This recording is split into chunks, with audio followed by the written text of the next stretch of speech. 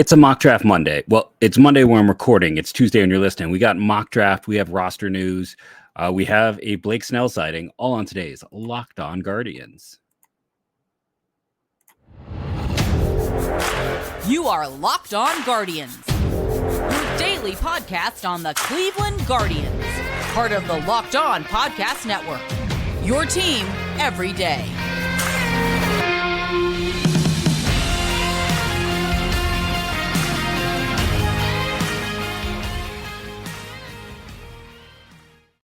Hello, everyone, and welcome to this solo edition of Locked On Guardians. I am your host, Jeff Ellis. Today's episode is brought to you by Prize Picks, the easiest and most exciting way to play daily fantasy sports. Go to prizepicks.com/LockedOnMLB and use the code all lowercase LockedOnMLB for a first deposit match up to $100. If you're curious by the awkwardness of that segment, I'm used to having a co-host helping me out, and instead of hitting the intro video, I went to hit end recording, which would have made it the shortest edition of Locked On Guardians ever, even shorter than our nows.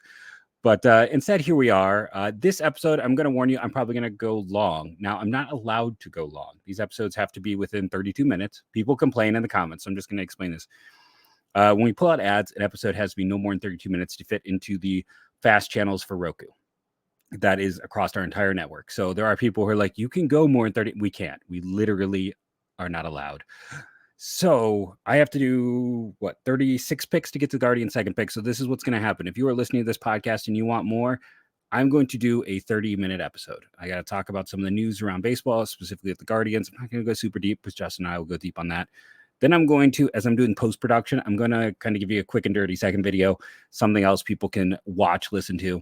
So if you get to the end of this and you're like, I want more, I'm going to provide a second video tonight just to get through the picks because I think it's worthwhile. And I think, one thing I've learned over the years, these mock draft videos tend to creep up. So it's good to do one that kind of hits all the squads.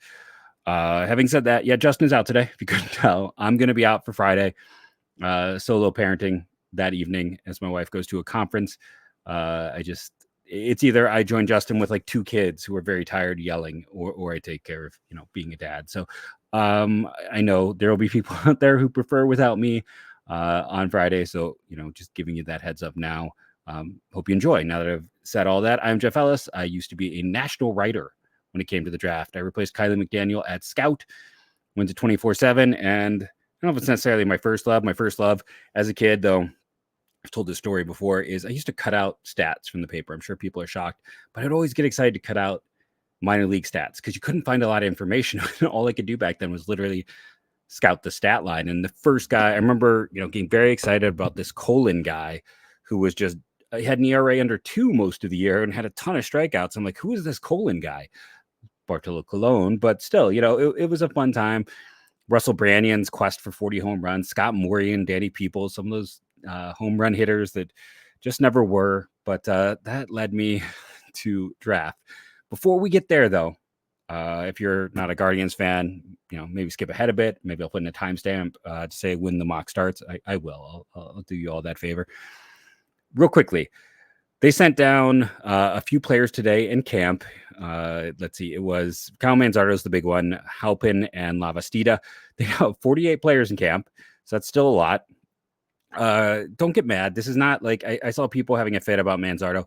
He didn't have a great year last year. He had swing adjustments. He had an injury, and his mom has dealt with health issues as well. And I've talked about that on the show. He had a lot on his plate. He did great once he got to Cleveland, got to hit in the bandboxes. Columbus, he did awesome in the AFL. There's nothing wrong with him getting a little more seasoning in double and triple A. First baseman, unless you're like Pete Alonso, very rarely are going to have a chance to actually win the Rookie of the Year. So, and that's not his game. He's more hit over power. So I'm not too upset. Maybe this gives Devison some at-bats. Maybe this gives someone else some chances and opportunities. We'll see.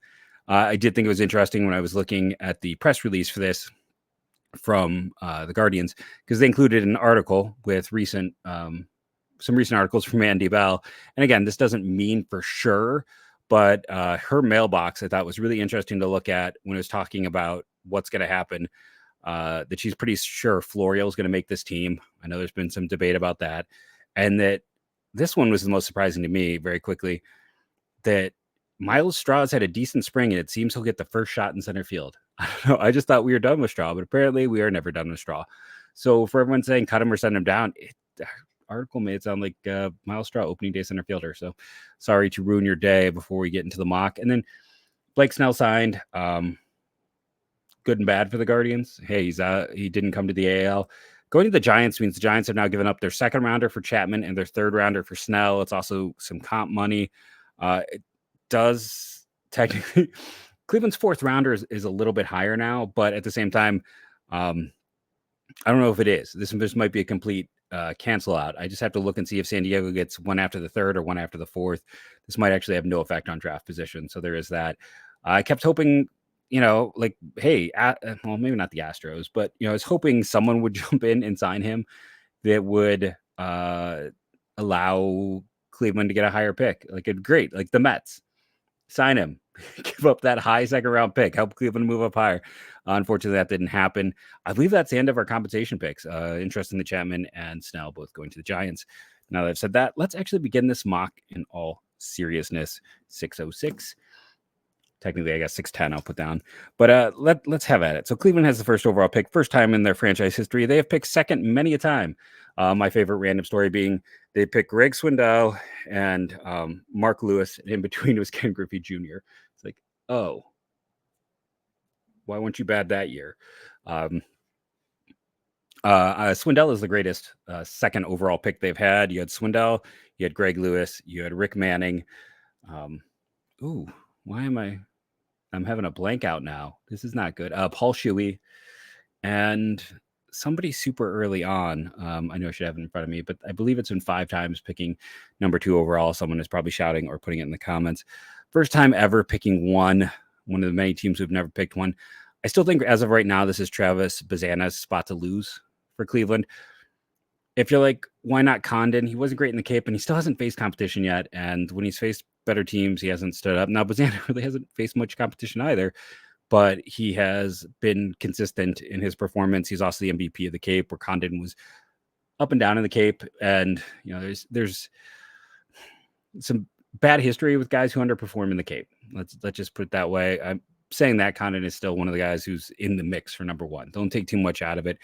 I just think when you're splitting hairs at 1, and I know some people talk about, he's the second, but he can play outfield. He'll be fine. There are people who thought he could play center field at points that I have talked to. I have no concerns. He is 80 grade work ethic, 80 grade charm. I've seen people talk about. He's a guy you can put front and center with your organization. The Guardians love Cape performers. This was the MVP of the Cape. Who else was MVP of the Cape? Chase DeLauder. That stuff matters to them. It matters a whole lot to them. They put more value in Cape performance than junior year performance, it feels like.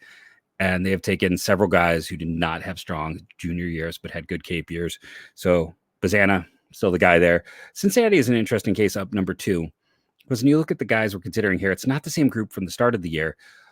So you're kind of debating, Burns or Smith or Condon, maybe Connor Griffin, maybe JJ Weatherholt or Nick Kurtz still, because it's an okay draft. It's a solid draft at the top. I'm not worried about that part, but man, you hit around pick 8. After that, it thins out significantly. You get to about pick, 18. It thins out again, maybe all the way down to pick 20. And then it just, the depth is not there that we've seen. And we got spoiled because we had all of these COVID affected drafts. But with the Reds, they're in this situation. You don't draft for need, but you look at who the top players are. You look at their own team. I think Chase Burns is too good to pass on. They went with a Wake arm a year ago. They get a chance to get a guy who is more of a legit number 1 type.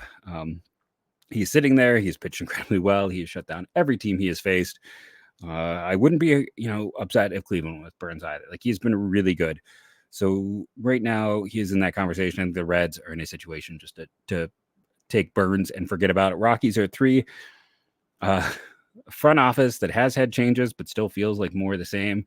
They've been kind of safe in recent years since the whole, was it Bean and not Benny Montgomery, not Braden Montgomery. It was Benny, or maybe it's, but had some prep guys that didn't work out. They were super conservative, drafted some prep guys, didn't work.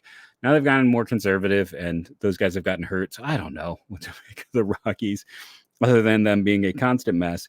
But I think with Condon on the board for a team that likes power, I don't think he is first base only. I think you can definitely get away with him in a corner outfield spot. Oakland just signed JD Davis, right? The championships for them. We will discuss Oakland next on today's episode of Locked On Guardians. Let's first talk about our good friends over at Prize Picks. It's the largest daily fantasy sports platform in North America. They are the easiest and most exciting way to play daily fantasy sports. It's just you against numbers instead of battling thousands of others, which, again, when you're battling others, you can get swept up in the guys who have computer programs running every last detail. This is just you versus the numbers. You don't have to sweat that there is. Think of that Jeopardy champion who that was like his day job, was doing daily. Like those are the people who do best. Those pros and the sharks. You're not facing them. Now, instead, with Prize Picks, just doing more or less on 2 to 6 stat projections and watch the winnings roll in. I love the fact that they have goblins and ogres. Ogres are riskier bets, chance to pay off big. Goblins are something easier to help keep you rolling daily. I think that is a fun idea. The nerd in me loves it. So if Prize Picks is the place to go for daily fantasy, just you versus the numbers, you battle the numbers. Download the app today. Use the code LOCKEDONMLB, all lowercase, all one word, for first deposit match up to $100. That's Prize Picks. Check it out for yourself. Promo code LOCKEDONMLB. So I'm only 3 picks in. This might take some time, but we got Oakland up. Oakland's on JD Davis. I think that was a fun, cheap contract for them. Smart, someone they can flip. Speaking of things they probably shouldn't, it's the wrong button. They should not be flipping any more assets to Atlanta, as that has not gone well. But sitting here at 4, where do you go? Is it Weatherholt? Is it Kurtz? Is it Connor Griffin? They've had some bad luck with prep talent. Oh, Tyler Soderstrom might be the guy for them. They've tended to be a little more. Last year, they went heavily conservative. And if they go conservative again, the guy's Weatherholt. Before the season, it was almost a consensus one. I say almost because there were people like me who disagreed. There were people like Justin who disagreed. I think, like, I write a Prospects Live. I believe he was their number one. I think he was the number one potentially over on with Joe Doyle. Maybe even on MLB. I'd have to double check. But you're getting him at 4 when you probably never thought he'd be here for Oakland because he's been hurt. And he might recover enough to push himself back up the board. But I don't think he's a perfect fit in either of those top 3 spots. Oakland went with Wilson a year ago. Questionable pick, in my opinion. But if you're looking for contact skills, and Wilson, I don't think is necessarily he's a better chance to play shortstop than Weatherholt. Weatherholt's probably more of a second baseman. But I think him being there makes it easy. White Sox are up next. Jacob Gonzalez fell in their laps a year ago. Before that, they had taken Noah Schultz, Colson Montgomery. They had taken some risks. Loved those local guys. That's why I was kind of shocked when the Cease trade happened. And, once Cease making statements about it, they didn't get Dylan Head, the Illinois kid, back. But they're saying they're at 5. People love Connor Griffin, and people want to ask me about Connor Griffin. Here's the thing. I fell in love with guys like Joe Gray Jr. 5 years ago. And I saw Joe Gray Jr., hey, you know what? All of a sudden, after being a swing and miss guy in the summer showcase, he's in Mississippi and just being absolutely awesome. And he's really cut down on his K, and none of it was sustained. And I talked about this on a show before. The 6th best WAR all time for a Mississippi high school player is TJ House. It's one of the least productive places to draft high school talent from. So it's great that Connor Griffin is doing what you need him to do. It's just like Travis Bazzano, right? Like, these guys are dominating lesser competition. It's what they need to do. But I also would not look at, with Bazzano, you can look at his swing change. So he has that. I wouldn't look at Connor Griffin's approach change and that he's striking out more as anything more than the level he's facing, because I've seen this with too many other Mississippi high school products and been burned. That being said, killer athlete, killer work ethic. I can see why people love him. I think right now he is definitely, he's reclassified, young for the class. White Sox are in for a long rebuild. Why not go for ceiling? Why not be the team that gambles there? Kansas City. Blake Mitchell was a swing. I don't want to say a miss. I like Blake Mitchell. It felt like an overdraft. They've just had weird drafts. Gavin Cross was not the biggest fan of. What do you do here? They're a hard team to nail down. That being said, I think with Nick Kurtz still being on the board, you pop. you pop and you're just, hey, like they got a guy who shouldn't be here because teams refused to pitch to him and he got hurt. Don't overthink it. Just take the guy that's there. Originally I wrote Hagen Smith, but instead I'll have him going to the Cardinals because Kansas City has struggled with pitcher development. So we'll just push someone else, not have that. Cardinals could definitely use a Hagen Smith in terms of giving them some more, I like Tink Hens. Griffisario was a guy who kind of regressed a bit last year. They could use some more pitching. And for me, like, this is kind of the end of that first tier. I mean, the first tier, honestly, is like Bazana, Burns, maybe Smith, honestly. He might be there. And then Griffin and Condon is kind of like my rough one. And this is kind of the end of like the in-between tier 1 and tier 2 guys. So, yeah, I think you just kind of sit here with there's about 7 guys solidly in there for me. And then it gives you the Angels. You want to go Mike Sirota because they've gone with these fast-moving types, but he has struggled, to say the least, this year. There isn't a perfect fit. There's a guy who can be in the big leagues this year, certainly, with this pick. I don't know if I were to pick like who is in this range, who's the quickest to the big leagues. There isn't kind of that smaller school high performer. So instead it's the riskier guys at this point, and Jack Caglione is here. I know I'm giving the Angels the two-way guy. Again, I don't know if he can work as a hitter. I still see too much of him expanding his zone, and I think people are going to eat that up. He is one of those guys, to me, is a very classic case of two-way guy who is not polished in either ways because he's a two-way player. Last game, there was some squeezing with that strike zone on both sides. I think he is a better pitcher. I think that is where he's going to be a better player, in my opinion. I think the stuff plays up, the size. The command is a concern, and the ability to maintain that command is a concern, but he's here. A lot of people like him more than me. So at 9, that gives you Pittsburgh, who likes athletes. Seaver King is on the board. Seaver King has some swing and miss, but he's definitely a wonderful athlete. I'm very curious to see what he does in SEC play. He hits the ball hard.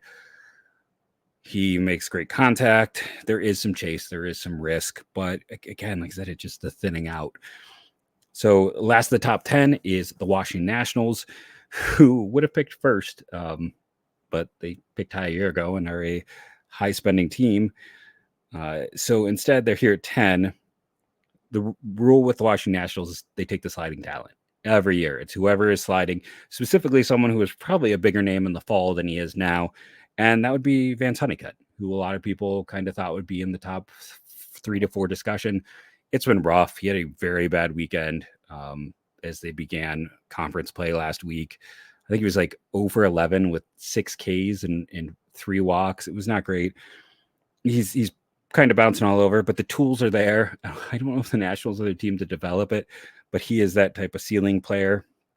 And then Detroit, with the front office coming from Houston, I thought for sure they'd be more of a college team. And then listen, you can love Max Clark if you're a Tigers fan, but don't you feel a little bit weird about passing on Wyatt Langford right now?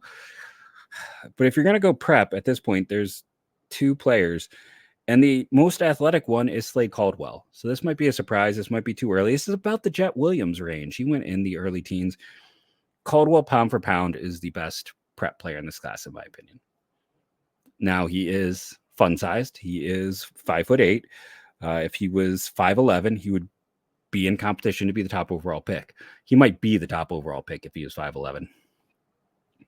He is not, though.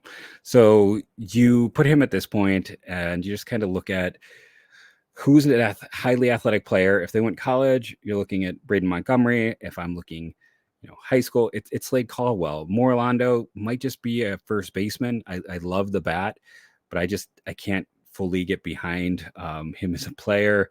Not as a knock on him, but just when we're looking for a team that's looking for athleticism.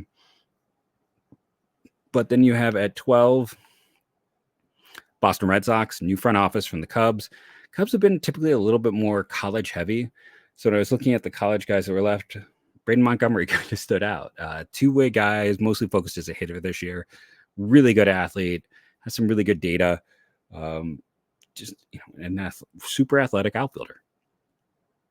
Like I said, we haven't quite hit the end of my tier favorite players. I could also see Sirota here.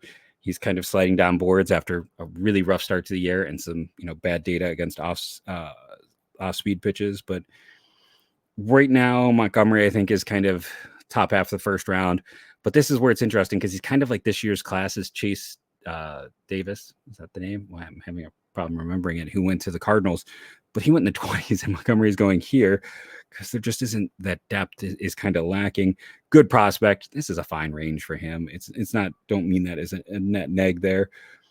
Then at 13, we have the San Francisco Giants, who took Bryce Eldridge after being a very conservative team, who was a two-way guy. The year before that, they took Reggie Crawford, who was a two-way guy. Crawford more pitcher, Eldridge more hitter.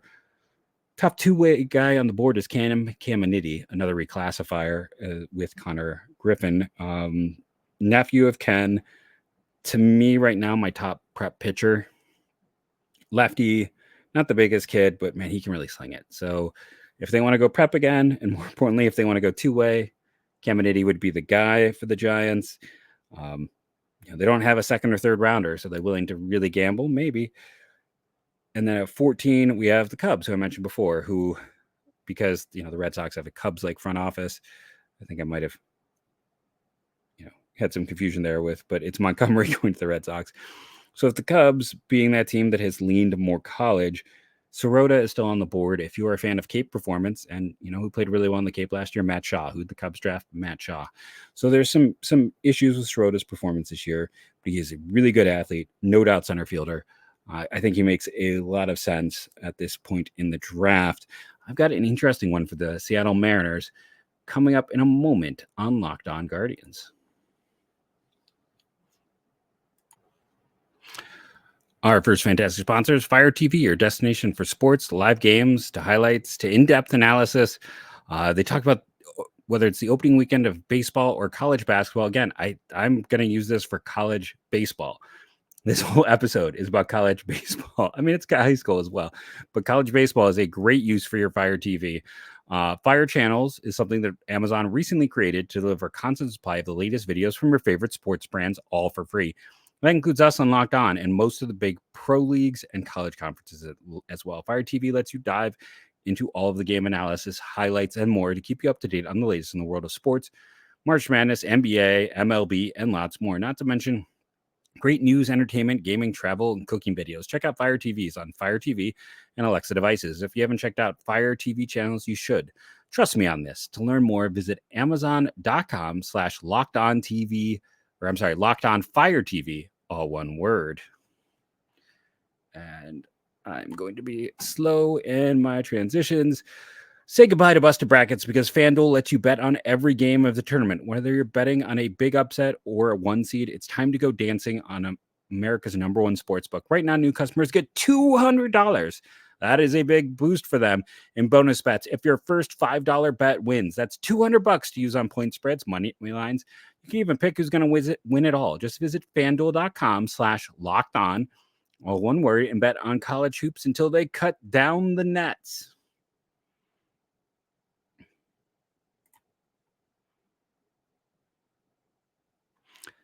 Let's get back into this draft. Do I remember where I left off becomes the important thing as I'm bouncing between too many tabs. Seattle Mariners at 15. One of those teams that benefited from teams falling due to spending too much. Seattle last year went prep. Emerson, Ty Pete, and Johnny Farmelo. They didn't get obsessed with age relative, though Colt Emerson was younger. They have the Cole Young, right? That was the shortstop they took from Pennsylvania. Was a guy who was 19 on draft day. PJ Morlando, dude just hits. Whole field approach. It's a really good approach. He's probably left field first base. It's not the best defensive profile, but amongst hitters, he's my favorite just hitter in the prep class.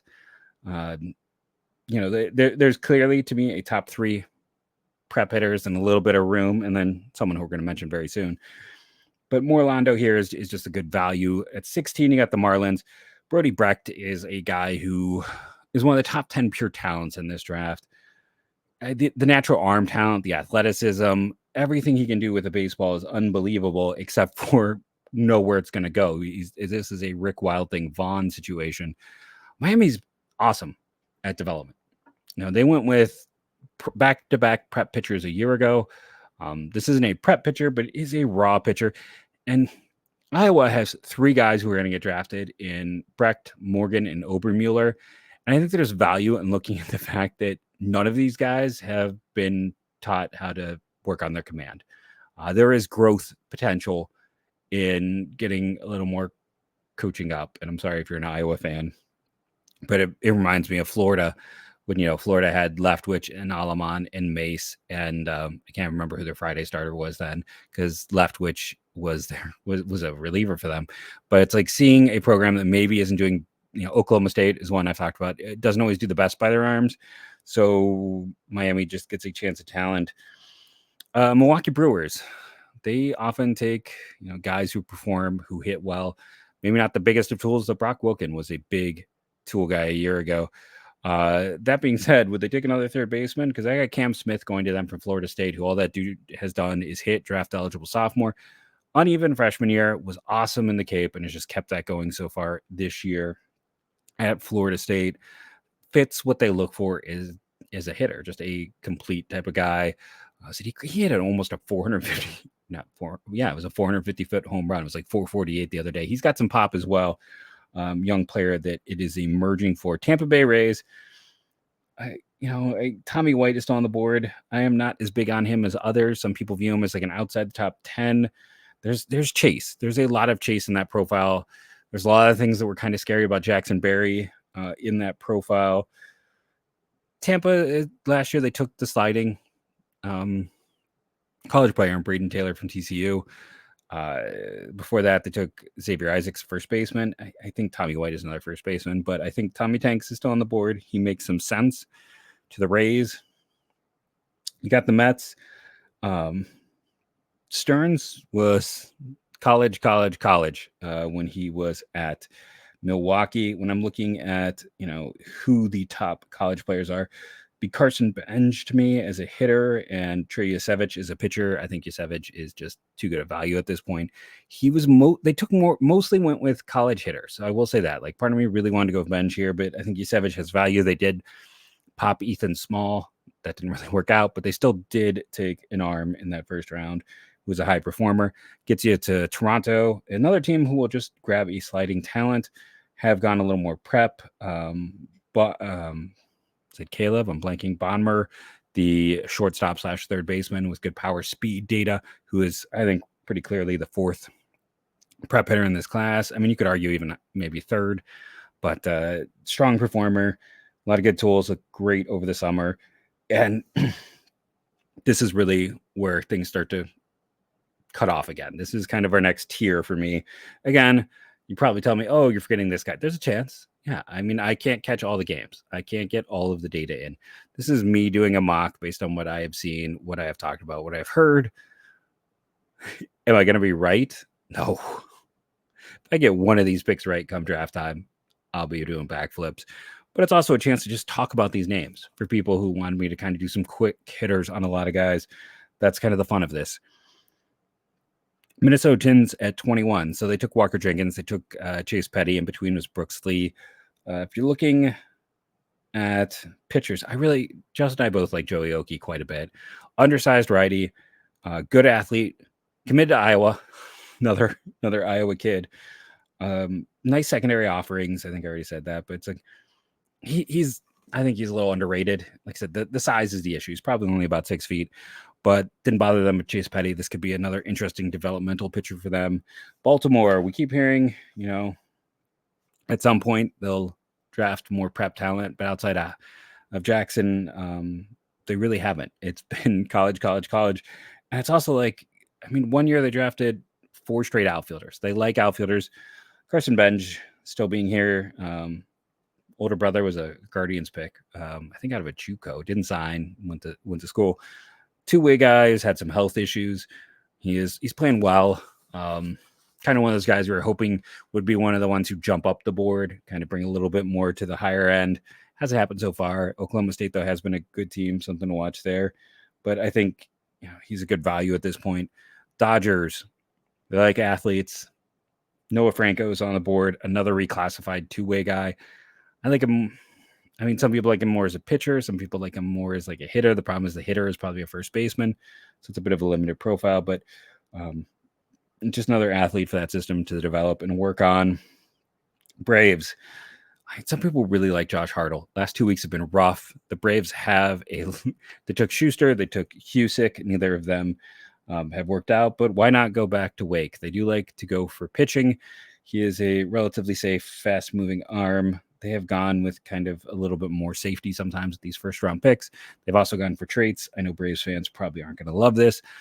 What's interesting for the Padres at 25 is there's not that, like, right now for me, that high, like, maybe Garrett Scholl would be the high-ceiling prep player here. Instead, I'm going to go with Bryce Renier, who a lot of people really like. Another two-way talent, shortstop, right-handed pitcher. He's not the uber athlete, but he is probably amongst the prep group, maybe one of the most well thought of guys. So with him on the board, I was just trying to find that guy for the Padres because they do go heavier prep.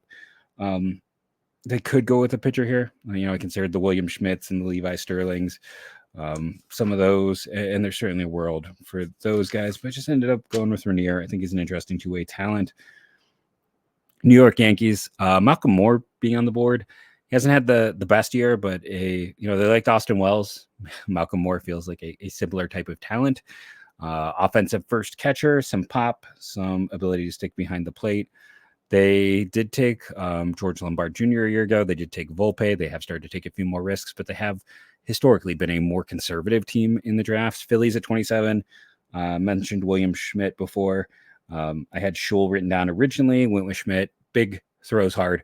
Dombrowski likes bigger, throws hard, or super athletic, or big time power. Schmidt is makes sense at this point in the draft. Oops, don't want to turn page yet. 28 is Houston. College performers often is the thing for them. Caleb Lomavita is the top catcher, good athlete. He's got a high floor. I think he's at least a backup chance for a starter. He could go higher, and especially in a class like this. 29 Arizona Diamondbacks. Dakota Jordan is a awesome athlete, draft eligible sophomore, I want to say.